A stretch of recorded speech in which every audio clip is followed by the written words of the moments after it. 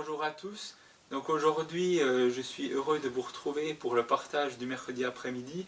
Donc aujourd'hui, j'ai préparé une petite vidéo parce qu'en plus, ce jour est un jour particulier pour moi.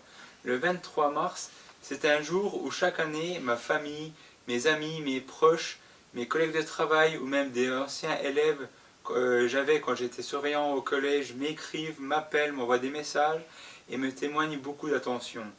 En effet, aujourd'hui c'est un jour de joie car c'est mon anniversaire. Alors je ne vous fais pas cette vidéo pour que vous m'écriviez après pour me le souhaiter, mais c'est une bonne occasion pour vous parler du thème du jour.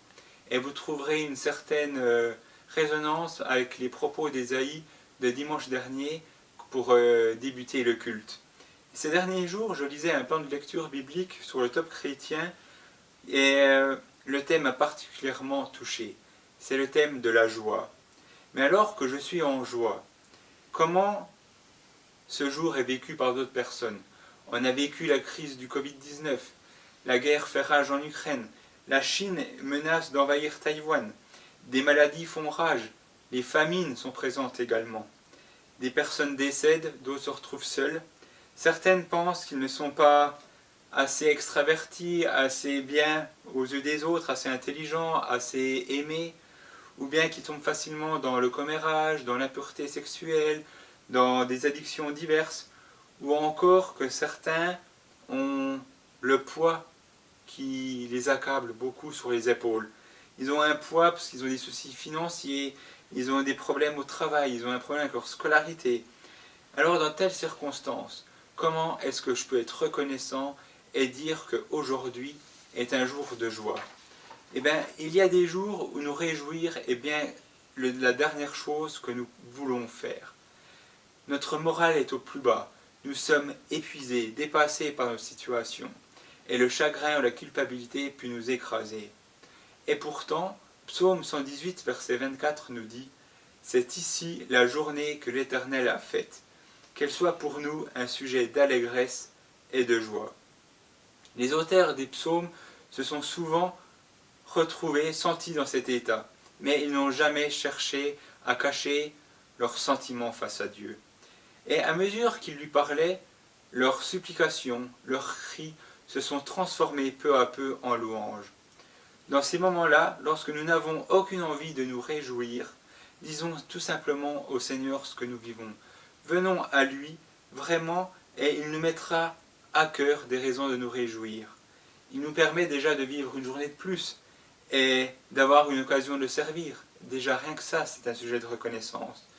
Dieu est à la recherche de chrétiens, de croyants suffisamment joyeux, pas seulement un jour par an ou un jour lors d'une exception, mais vraiment chaque jour de l'année au quotidien.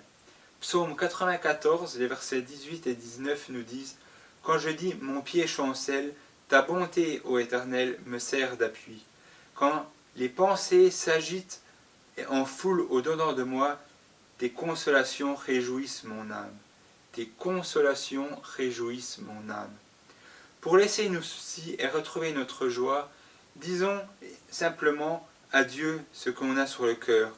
Écoutons-le nous parler à notre oreille, parler à notre cœur. Nous pouvons être nous-mêmes, et même le poids des circonstances ne peut pas nous couper de la joie que Dieu veut mettre dans notre cœur.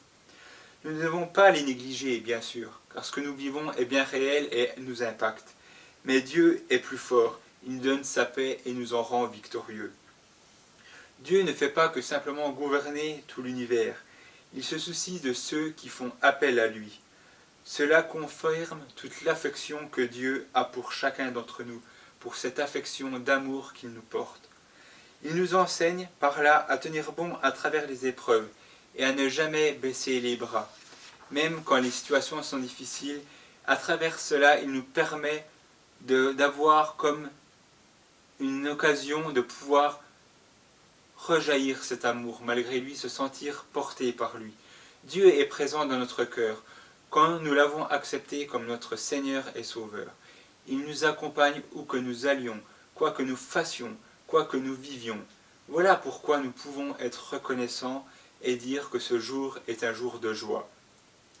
Ce jour est un jour joyeux, car Dieu agira certainement encore dans nos vies.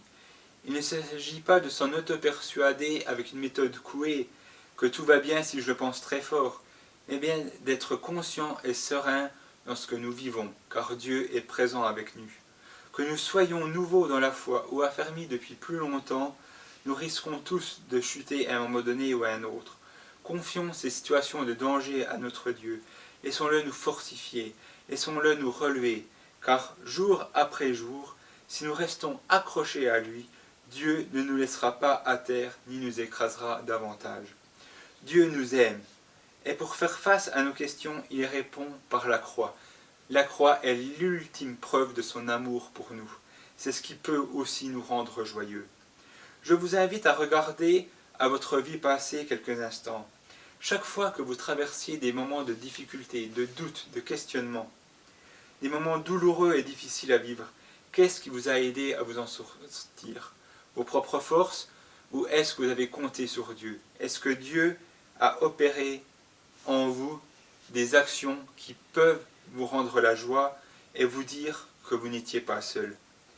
Quelles que soient les épreuves que nous traversons, laissez-moi vous encourager. Vous n'êtes pas seul. Mes amis, Jésus est là. Il nous relève. Il relève notre tête. Il est avec nous tous les jours jusqu'à la fin du monde. La vérité, c'est que le cœur de l'homme ne peut se reposer que s'il trouve le chemin vers le cœur de Dieu, son soutien. Ésaïe 41, verset 10 nous dit « Ne crains rien, car je suis avec toi. Ne promène pas de regard inquiet, car je suis ton Dieu. Je te fortifie, je viens à ton secours, je te soutiens de ma droite triomphante. » Vous pouvez vous approcher de Dieu juste comme vous êtes, peu importe l'état dans lequel vous vous trouvez. Que vous déposiez vos soucis avec peine à ses pieds, que vous lui apportiez à bout de bras, que vous les lui jetiez, sachez une chose, Dieu les reçoit à chaque fois. Venez avec lui. Venez parce que lui-même se soucie de vous. Il a la solution à vos problèmes, parce qu'il est lui-même la seule et unique solution. Un cœur content et rempli de joie à la place d'une tête pleine de soucis. Voilà l'échange que Dieu nous propose. Voilà aujourd'hui ce que Dieu veut mettre à la place de vos difficultés. Dieu veut mettre dans votre cœur la joie.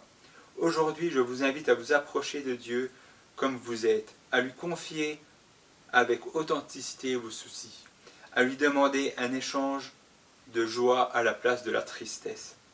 Ayons du courage. Ces quelques mots peuvent nous aider, nous fortifier et nous remotiver. Nous avons tous besoin d'être encouragés. Comme il l'a fait pour beaucoup de monde, et comme il l'a même fait avec ses disciples, Jésus nous appelle dans tout son amour, malgré ce qui peut même chercher à vouloir nous faire taire. Christ nous appelle à lui. Reprenons courage. Notre situation va changer. Levons-nous. Abandonnons-nous notre tristesse. Laissons-la tomber pour avoir la joie du Seigneur, et elle sera notre force. Rien n'est impossible quand c'est Dieu qui nous donne du courage.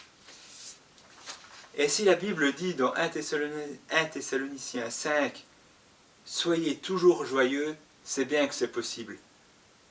Le désir profond de Dieu, c'est de nous rendre forts au travers de sa joie. Il met sa joie parfaite dans notre cœur et son sourire sur nos lèvres.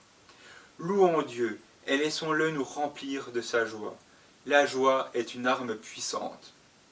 N'oubliez pas, être joyeux n'est pas toujours naturel ou comme allant de soi. C'est une décision à prendre, une ferme décision que je vous invite à prendre dès aujourd'hui, dès maintenant.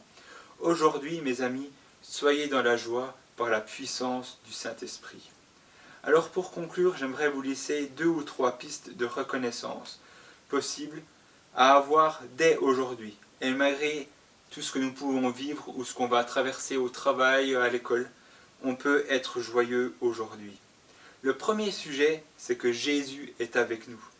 N'est-ce pas réjouissant de savoir que ce grand Dieu est venu à notre rencontre et est présent autour de nous comme l'air que nous respirons? Ce grand Dieu, il est ce rocher solide et sur lequel nous pouvons nous appuyer et bâtir notre vie quotidiennement.